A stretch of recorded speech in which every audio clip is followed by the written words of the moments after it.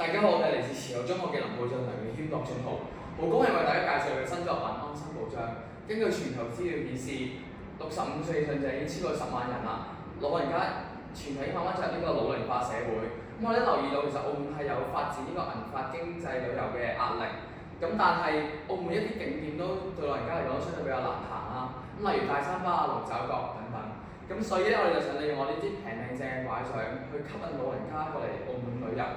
老人家都係相對比較容易發生意外或者走失嘅群體啦。現時都有一啲智能輔具係有呢個長期開嘅定位功能，可以減輕佢哋嘅走失率啦。但係我哋都對老人家做過啲嘅訪問同埋調查，其實佢哋係唔中意呢個定位功能嘅。反而呢個定位功能反而會令到佢哋覺得俾人按住啊、監視住，冇安全感，更加唔中意出街。所以咧，我哋就首創咗呢個嘅3段式私隱。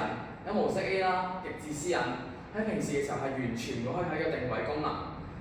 模式 B 咧就係呢個嘅授權共享，屋企人就可以透過呢個定位請求，拐杖就會以震動同語音提示長者。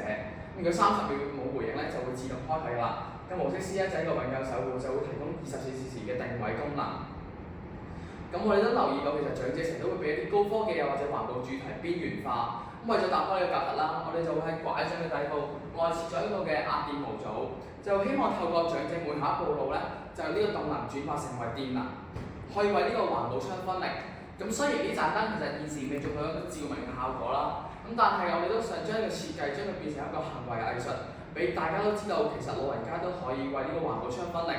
我哋成支拐杖主要用嘅材料就係呢個 PETG 係一個可回收嘅物料啦，就唔會對地球造成額外嘅污染啦。